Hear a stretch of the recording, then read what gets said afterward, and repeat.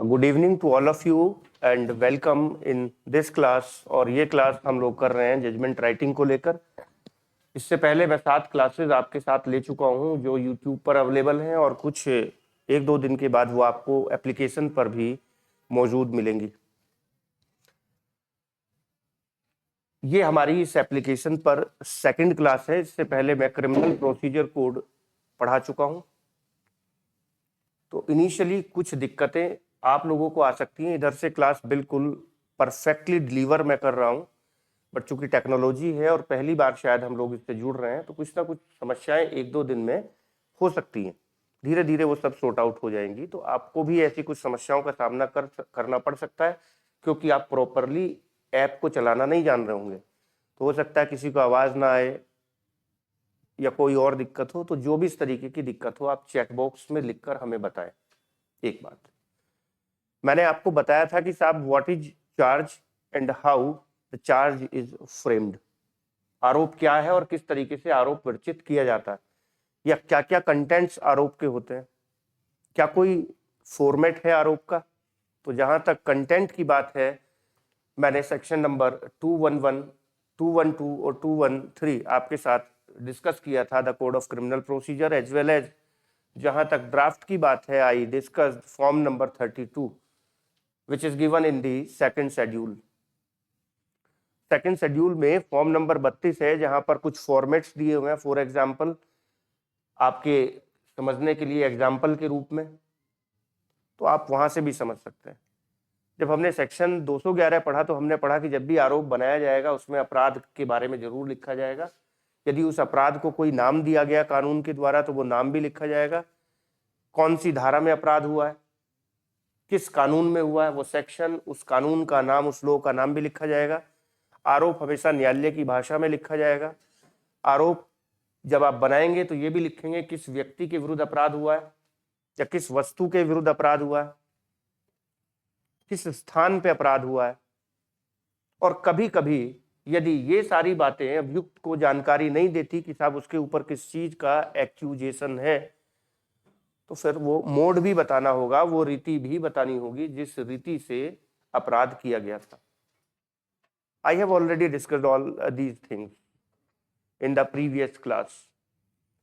फिर हमने एक फॉर्मेट भी देखा और मैंने वो भी आपको समझाया था। तो आज हम पहली एक्सरसाइज कर रहे हैं। एक्सरसाइज आपके सामने है, आपको स्क्रीन पर दिखाई दे रही होगी। आप इसे लिखें तेजी से और इस पे चार्ज बना के दिखाएं। फिर मैं सॉल्यूशन भी डिस्कस करूंगा इसका, और एक एक्सरसाइज आपको और दूंगा। तो तेजी से लिखिएगा इसे, हिंदी और इंग्लिश में जो भी आप लैंग्वेज रखना चाहते हैं उसमें लिख लीजिएगा इसे, और इस पे चार्ज फ्रेम करिए। आपके पास 10 मिनट है। देखो, मैं बोल देता हूं, कहीं गलती हो सकती है इसमें। इसमें लिखा हुआ है दिनांक 1 जनवरी 2024 को ए बेईमानी पूर्ण आशय से बी का स्कूटर हटाने का आशय रखते हुए, यानी कि ए का बेईमानी पूर्ण आशय है और उस आशय के साथ वो बी का स्कूटर हटाना चाहता है। तो वो गोल मार्केट मेरठ में शाम करीब 7 बजे पहुंचा और वहां बी की सहमति के बिना उसके स्कूटर को वहां से हटा के ले गया। Is this clear? इंग्लिश में भी लिखा है on 1 January 2024 A having a dishonestly intention to take the scooter of B at about 7 PM take the scooter of B. ये रिपीट हो सकता होगा कुछ ना कुछ, क्योंकि ये मैंने ही अभी तेजी से वो करवाया type. Without his consent from goal market Meerut, ये प्रॉब्लम है, इस पर फ्रेम कीजिए चार्ज, है ना। देखो जैसे यहाँ डबल डबल लिखा है, problem frame the charge on the given problem. हाँ, मतलब ये यहाँ नहीं होगा।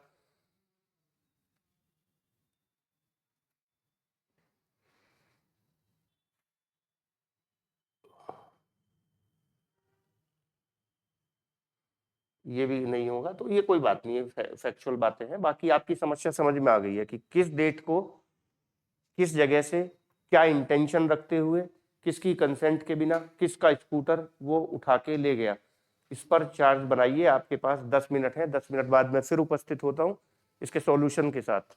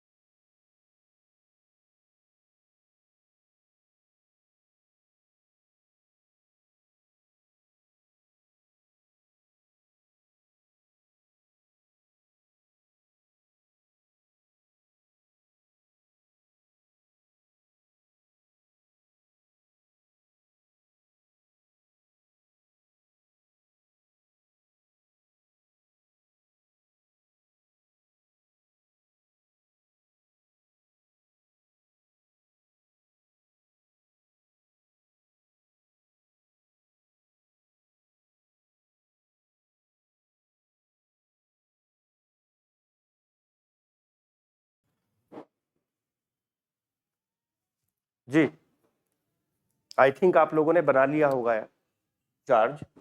मैं बेसिकली आपको पहले ये बात बता दूं कि इसमें कुछ स्पेलिंग मिस्टेक्स देख रहे होंगे, जैसे ये, इन पे ध्यान मत देना। ये एक्सरसाइज मैंने अभी आपके लिए मैंने ही तेजी से टाइप की थी, और basically I am not a typist, I am a legal गुरु।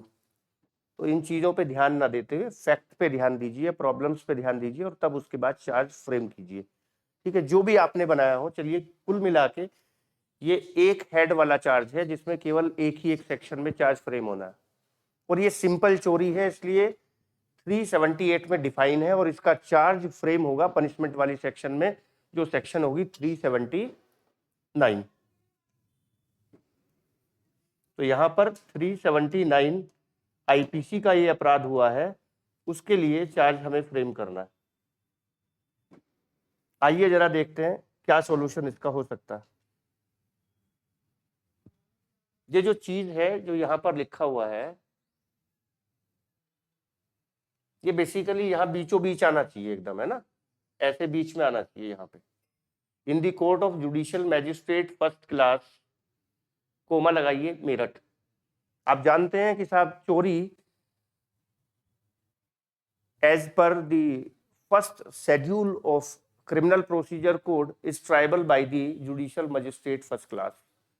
जो थेफ्ट का ऑफेंस है, चोरी का अपराध है, वो सीआरपीसी की पहली अनुसूची के अनुसार जुडिशियल मजिस्ट्रेट फर्स्ट क्लास के द्वारा ट्राइबल है, इसलिए हमने सबसे पहले उन्हीं का नाम लिखा। In the court of judicial magistrate first class, presence Hindi में उपस्थिति, यहां लिखेंगे, हिंदी वाले लिखेंगे इसे न्यायालय मुख्य न्यायिक मजिस्ट्रेट प्रथम श्रेणी मेरठ। ये आपका हो जाएगा हिंदी वालों की, न्यायालय मुख्य न्यायिक मजिस्ट्रेट प्रथम श्रेणी मेरठ। प्रेजेंस की जगह आ जाएगा उपस्थिति। आप याद रखेंगे, आप कहीं भी नाम नहीं लिखेंगे, डैश डैश कर दें, खाली छोड़ दें, XYZ लिख दें। बहुत सारे बच्चों के इवन हायर जुडिशियल सर्विसेज के मेंस के फॉर्म इसलिए कॉपी चेक नहीं हो पाई कि उन्होंने नाम लिख दिया था, और ये एमपी की मैं बात बता रहा हूं। तो आई वॉज सरप्राइज्ड कि उस लेवल पे जाके साहब, जब आप एडवोकेट भी हैं, एज भी आपकी अच्छी खासी हो गई है, प्रैक्टिस का आपको एक्सपीरियंस है, और आप हायर जुडिशियल सर्विसेज का मेंस लिख रहे हैं, तो आप ऐसा कैसे कर सकते हैं? आपको नाम नहीं लिखना है कॉपी में कहीं भी। अगर वो कोई नाम दे फैक्ट में, जैसे AB दे दिया, यहाँ राम मोहन दे देता, तब आप लिख सकते हैं उन नामों को, अदरवाइज अपना नाम कहीं नहीं लिखेंगे। तो प्रेजेंस में खाली छोड़ देंगे, उसके बाद केस नंबर, मुकदमा संख्या हिंदी में, या वाद संख्या भी लिख सकते हो, यहां भी डैश डैश कर देंगे, और राज्य बनाम ए। ये हो गया साइटेशन, यानी कि ये एड्रेस हो गया उस ऑफिसर का जो आपको, जिससे ये पता चलता है कि वो कौन सा ऑफिसर है, या वो कौन सी कोर्ट है जिस कोर्ट के द्वारा ये चार्ज फ्रेम किया गया। अब देखिए, ये मैंने XYZ लिख दिया न्यू ऑफिसर का नाम, या जैसे मैं कहूं कि आई भानु प्रताप सिंह, उसके बाद पद का नाम, कहाँ का न्यायाधीश हैं, कहाँ के हैं, Meerut. Hereby charged you as follows, मैं भानु प्रताप सिंह, ये तो CGM नहीं है, JM है, तो न्यायिक मजिस्ट्रेट प्रथम श्रेणी मेरठ, आप जो भी नाम होगा, हियर बाई चार्ज यू, आप उपरोक्त पर या आप पर निम्नलिखित आरोप लगाता हूं, हिंदी में हो जाएगा, मैं भानु प्रताप सिंह मुख्य न्यायिक मजिस्ट्रेट प्रथम श्रेणी मेरठ, आप, नाम भी लिख सकते हैं यू की जगह, आप ए पर चार्ज ए एज फॉलोज, या यू, आप ए पर निम्नलिखित आरोप लगाता हूं, या आप पर निम्नलिखित आरोप लगाता हूं, क्योंकि अभियुक्त एक ही है। अगर ये एक से अधिक होते तो यहाँ सबके नाम लिखने थे, ABC, मान के चलिए 4 एक्यूज्ड होते इस मैटर में, तो आपको सभी के नाम मेंशन करने थे। आप अभियुक्त गण, तब अभियुक्त गण हो जाते, ABCD पर निम्नलिखित आरोप लगाता हूं। यहां क्या हुआ, मैं Bhanu Pratap Singh judicial magistrate first class आप अभियुक्त ए पर निम्नलिखित आरोप लगाता हूं।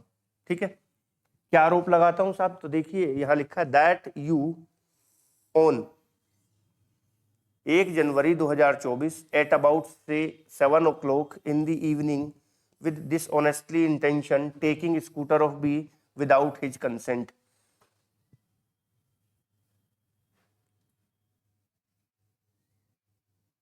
एक चीज और रह गया यहां पे, from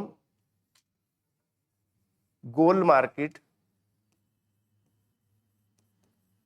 Meerut.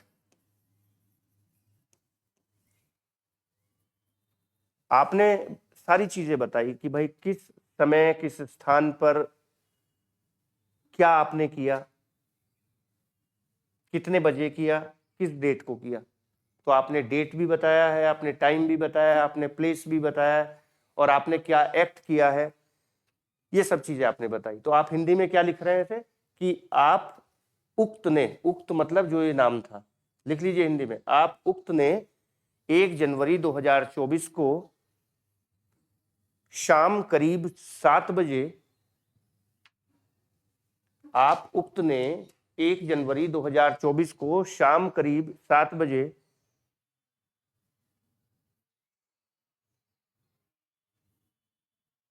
Goal market Meerut से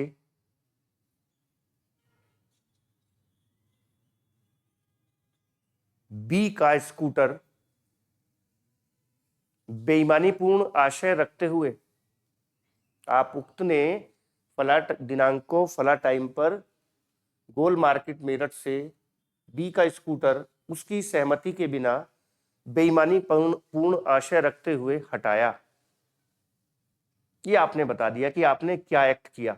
तो ये जो आपका एक्ट था, इस एक्ट से कौन सा ऑफेंस कमिट हुआ और वो किस कानून में कमिट हुआ, अगली लाइन में आप बता रहे हैं, thereby you committed an offence of theft, क्योंकि इस अपराध को नाम दिया गया है आईपीसी के द्वारा चोरी, और जो किस धारा में पनिशेबल है 379, और किस कानून की, आईपीसी की, ये भी बता रहा है। thereby you committed an offense of theft which is punishable under section 379 IPC.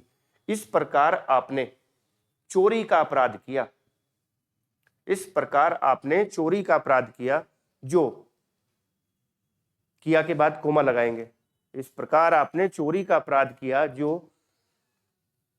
भारतीय दंड संहिता की धारा, जो भारतीय दंड संहिता की धारा 379 379 में दंडनीय है। फुल स्टॉप, फुल स्टॉप नहीं, अभी आगे भी बचा, जो भारतीय दंड संहिता की धारा 379 में दंडनीय है और इस न्यायालय के संज्ञान में है। देखिए चार्ज फ्रेमिंग की स्टेज कब आती है और इस न्यायालय के संज्ञान में है। चार्ज फ्रेमिंग की स्टेज आती है साहब जब कॉग्निजेंस ले लिया जाता। आप देख रहे हैं कि साहब प्रोसिक्यूशन स्टार्ट हुआ आफ्टर लॉजिंग एफआईआर और फाइल्ड कंप्लेंट।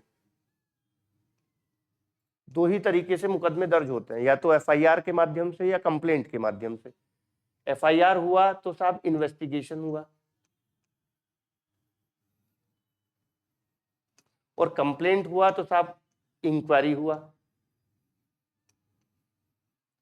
कंप्लेंट आप करेंगे मजिस्ट्रेट के सामने या कोर्ट के सामने, तो इंक्वायरी तो मजिस्ट्रेट या कोर्ट ही करता है। जब सीआरपीसी आप पढ़ते हैं, पुलिस इन्वेस्टिगेशन करती है। इन्वेस्टिगेशन का मतलब था कलेक्शन ऑफ एविडेंस, साक्ष्य एकत्र करना, और इंक्वायरी का मतलब था to find out that there is a prima facie case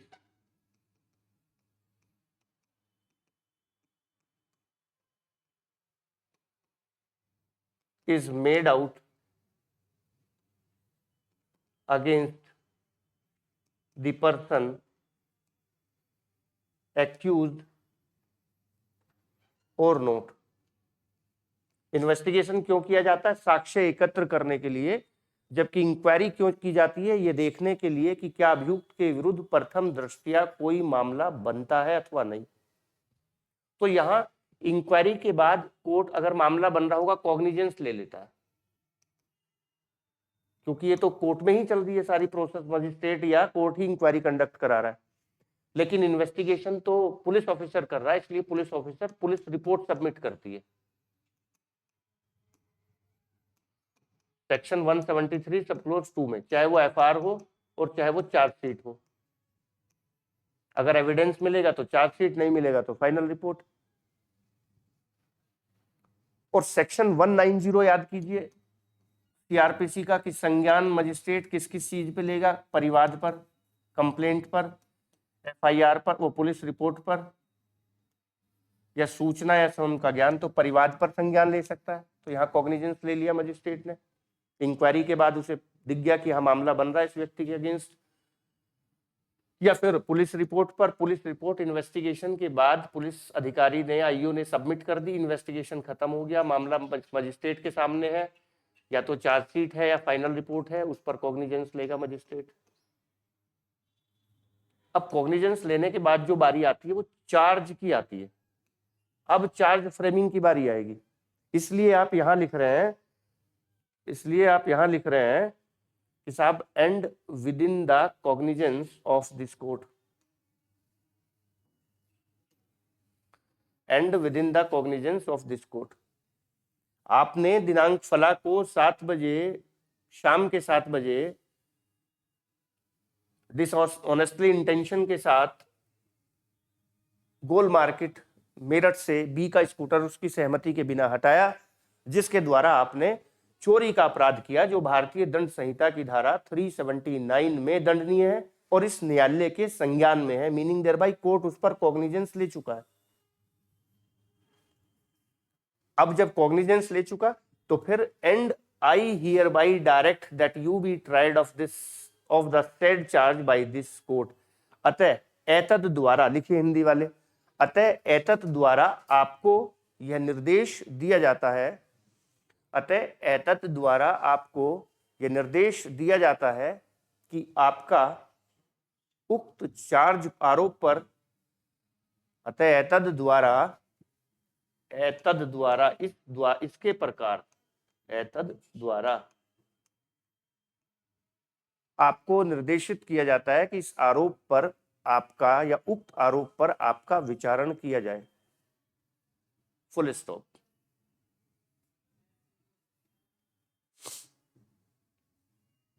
ये आपने चार्ज फ्रेम कर दिया। एक हेड का चार्ज था तो यहां पर फर्स्ट, या ऐसे फर्स्ट, या हिंदी में प्रथम, ये सब लिखने की जरूरत ही नहीं है, क्योंकि एक ही हेड है, कोई दिक्कत नहीं। लिख दो तो भी कोई दिक्कत नहीं, ना लिखो तो भी कोई दिक्कत नहीं, दोनों चलेगा। अब यहां देखिए, यहां आप सिग्नेचर करेंगे और जेएम फर्स्ट मेरठ डेजिग्नेशन डाल देंगे। आपको कुछ नहीं करना, सिग्नेचर लिख दीजिए, वही काफी है, अपने साइन मत कर देना, ये ध्यान रखना। और इधर आप डेट डालेंगे, यहां सील लगती है, मोहर लगती है कोर्ट की, इधर ऐसे लिख के छोड़ देंगे, तिथि, दिनांक और न्यायालय की मोहर या न्यायालय की सील।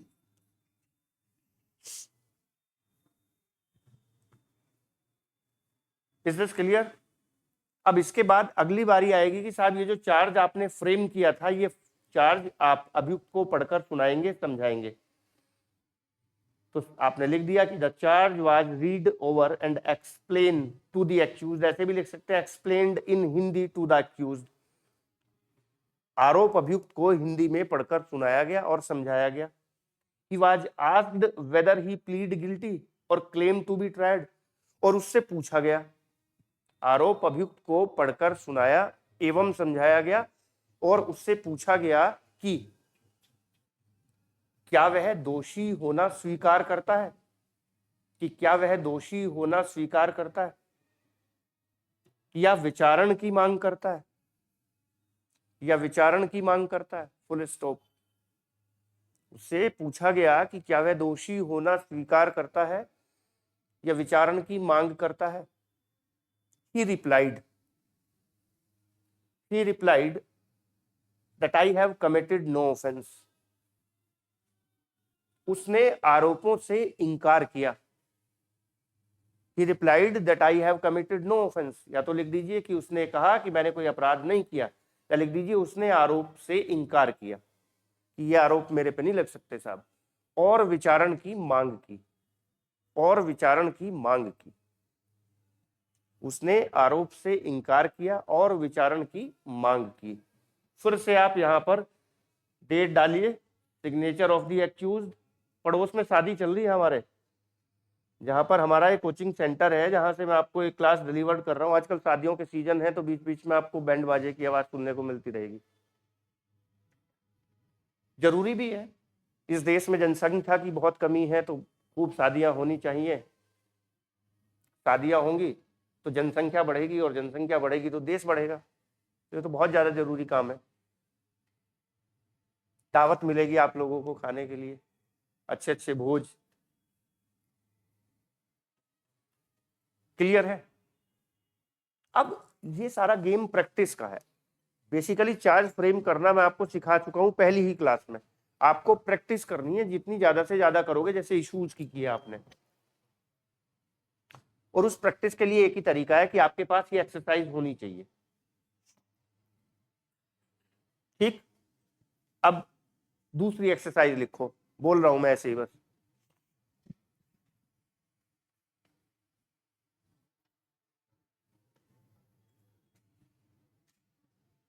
लिखो, बस ऐसे लिखो, A and B are two accused. A and B are two accused. A और B दो अभियुक्त हैं। पहला पॉइंट, ये फर्स्ट पॉइंट है। सेकंड पॉइंट,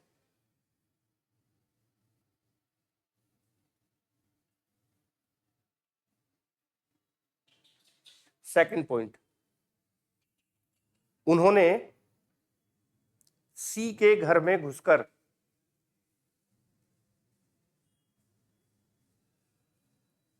सी के घर में घुसकर सी के गले से सोने की चैन पिस्टल दिखाते हुए ले ली। He entered in the house of C and on a gun point taking the gold chain of C. बस इतनी सी एक्सरसाइज है, इस पे आपको आरोप फ्रेम करने हैं। एक बात, ठीक। अब आपको ये देखना है कि साहब कौन कौन से अपराध बनते हैं। यहां पहली बात, दो अभियुक्त हैं,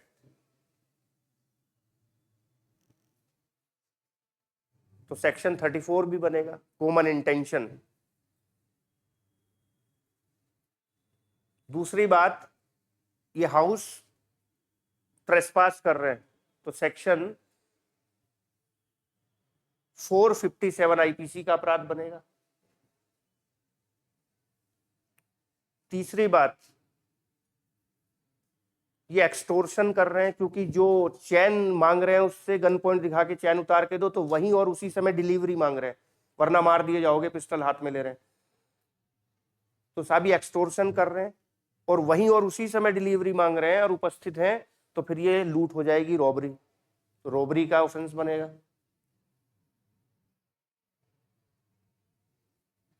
ठीक है, अब ये तीनों चार्ज आपको फ्रेम करके लाने हैं, क्योंकि इसमें 34 का एक चार्ज नया आया है। ठीक, वो मैं फिर कल आपको डिस्कस करूंगा कि 34 का चार्ज कैसे बनता है, या 149 में जब चार्ज फ्रेम होगा तब कैसे बनेगा। एक और एक्सरसाइज लिखिए आप, लिखिए फैक्ट, लिखिए एक्सरसाइज नंबर 2। लिखिए, on 1 January 2023, on 1 January 2023 at about 3 o'clock in the night, at about 3 o'clock in the night at Meerut,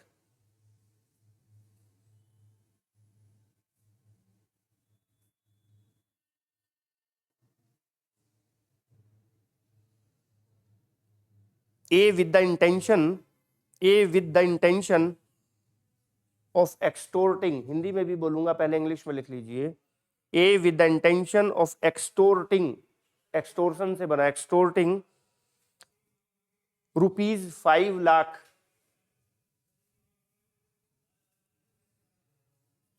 from M,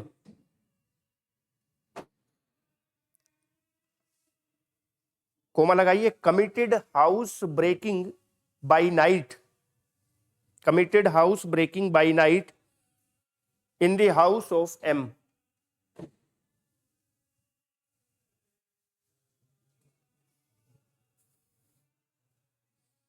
देखा, आपको आवाज आ रही होगी, भंगड़ा भंगड़ा बजा रखा है। चलिए साहब, कहां तक लिखा? Committed house breaking by night in the house of M, having a pistol in his hand, having a pistol in his hand and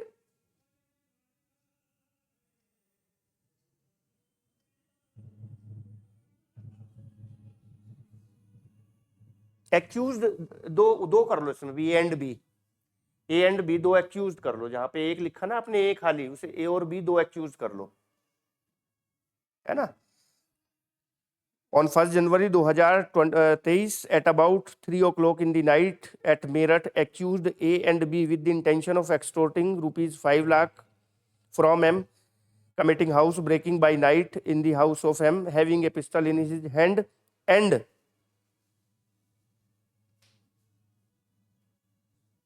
the accused B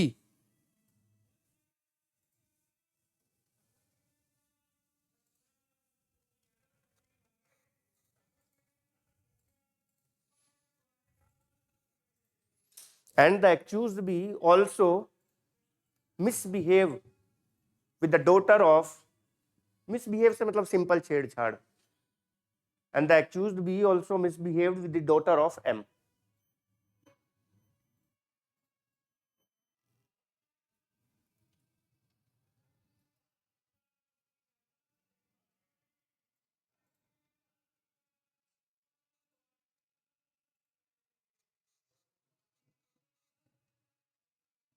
M delivers 5 lakh rupees to A and B.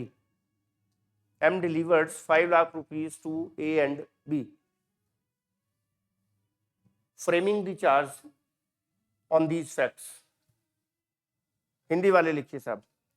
1 जनवरी 2023 को, 1 जनवरी 2023 को अभियुक्त ए एवं B, 1 जनवरी 2023 को अभियुक्त ए एवं B रात्रि में 3 बजे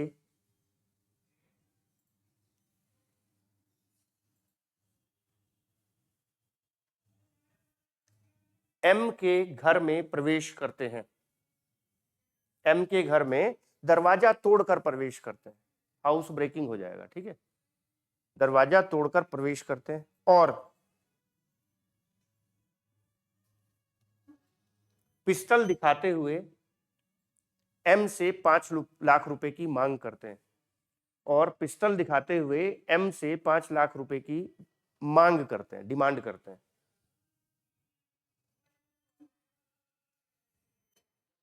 उसी दौरान बी, उसी दौरान अभियुक्त बी, उसी दौरान अभियुक्त बी एम की लड़की के साथ छेड़छाड़ करता है।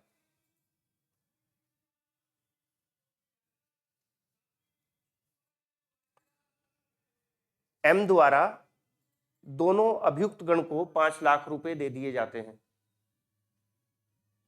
एम द्वारा दोनों अभियुक्त गण को 5 लाख रुपए दे दिए जाते हैं। दिए गए तथ्यों के आधार पर आरोप विरचित कीजिए, दिए गए तथ्यों के आधार पर आरोप विरचित कीजिए।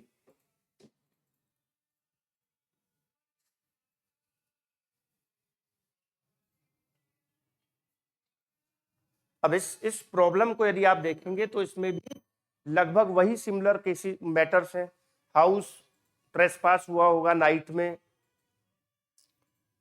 दरवाजा तोड़ दिया होगा तो रिश्ती बन सकती है, मिसचीफ 426 आईपीसी 426, और पिस्टल दिखा के वहीं और उसी समय 5 लाख रुपए ले लिए गए तो रोबरी होगा। Every robbery either includes theft और एक्सटोर्शन।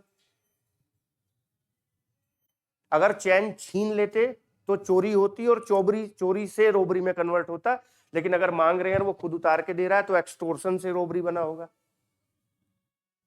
और साथ ही साथ एक सेक्शन और है कि बी ने उसकी लड़की के साथ छेड़छाड़ की, ये अपराध केवल बी ने किया है, तो इसमें आरोप केवल बी पर बनेगा। बस यहां आपको करते क्या जाना है, ये जो लाइन है ये लाइन सबसे एंड में लिखनी है। जैसे पहला चार्ज आपने बनाया यहां फर्स्ट डालेंगे, फिर यहां तक लिखेंगे उसे and with in the cognizance of this court. फिर सेकंड चार्ज आप बनाएंगे दूसरी धारा में, फिर तीसरा ऐसे ही बनाएंगे और फिर एंड में लिखेंगे and I hear by direct that you B tried of this said charge by this court. एतद द्वारा आपको निर्देश दिया जाता है कि उपरोक्त आरोप पर आपका विचारण किया जाए। ये सबसे बाद में लिखेंगे, पहले 1 2 3 करके चार्ज फ्रेम कर लेंगे। यही तो चेंज होगा, यहां पर नाम सबका आ जाएगा, लेकिन यहां पर वो जो छेड़खानी वाली घटना है वो केवल और केवल बी ने की है। और इस तरीके की आईपीसी में एक सेक्शन देखने को आपको मिलती है जिसमें लाइबिलिटी इंडिविजुअल होती है, ज्वाइंट नहीं। डकैती करने में यदि कोई व्यक्ति किसी की हत्या कर देता है, 396, 95, 97, 395, 96, 97 वहां सेक्शन देखना एक जाके, वहां मिल जाएगा आपको इस तरीके की बात। एक और प्रॉब्लम लिखिए, एक और प्रॉब्लम लिखिए। ये चार्ज बनाने हैं आपको और मुझे भेजने हैं। मेरे पास और कोई तरीका नहीं है कि मैं आपको ऐप पे देख नहीं रहा हूं, मुझे नहीं आप दिखाई दे रहे हैं, मैं आपको दिखाई दे रहा हूं। आप घर बैठ के तसल्ली से पढ़ रहे हैं तो आपको चार्ज बनाने होंगे और मुझे मेरे व्हाट्सएप पे भेजने होंगे। और ये आप जानते होंगे कि अभी तक मैं लाइव पढ़ा रहा था तो बहुत सारे बच्चों ने जो क्लास नहीं ले रहे हैं उन्होंने सोचा होगा कि फ्री पढ़ाएंगे सर। ऐसे बहुत बच्चे हैं जिनके दिमाग में इंप्रेशन रहता है, क्योंकि उन्हें ये लगता है कि जैसे मैं भगवान से भेजा हुआ जिब्राइल हूँ, देवदूत हूँ। मुझे ना खाने के लिए चाहिए, ना पहनने के लिए चाहिए, ना भोजन की जरूरत है, ना मेरा रेंट लगता है। क्लासमेट वाले मेरे लिए ऐप फ्री में बनाते हैं, टेक्नीशियंस समय छोड़कर मेरे पास फ्री आते हैं। तो ऐसे बहुत सारे लोग थे जिन्होंने मुझे नो डाउट इश्यूज बना के भेजे। जो लोग आप ऐप पे पढ़ रहे हैं उन लोगों ने कम, उन्होंने बहुत भेजे। पर डे मैंने कम से कम 50-50 लोगों के इश्यूज चेक किए। और अगर आपने भेजे होंगे जो क्लास में है तो आप भी जानते होंगे मैंने सबके चेक किए होंगे। एक भी व्यक्ति का इश्यूज नहीं बचा होगा जो मैंने चेक ना किया हो, रिमार्क ना दिया हो। तो इसलिए आप पैसे दे के पढ़ रहे हैं, अपने पैसों का सदुपयोग करें, इन एक्सरसाइज को करें और मुझे बनाकर चार्ज भेजें। आई अश्योर टू यू कि I will read and check your solution. मैं पढ़ूंगा भी और चेक भी करूंगा। थर्ड प्रॉब्लम लिखिए।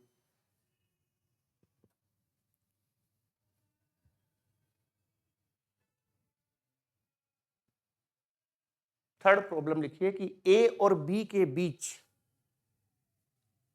सडन फाइट होती है, अचानक से लड़ाई हो जाती है किसी बात को लेकर। ए और बी के बीच अचानक से किसी बात को लेकर लड़ाई हो जाती है, आवेश में, आक्रोश में, पैशन में, हीट ऑफ पैशन में। दूसरा पॉइंट, ए बी के ऊपर लोहे की रोड से 2 वार करता है।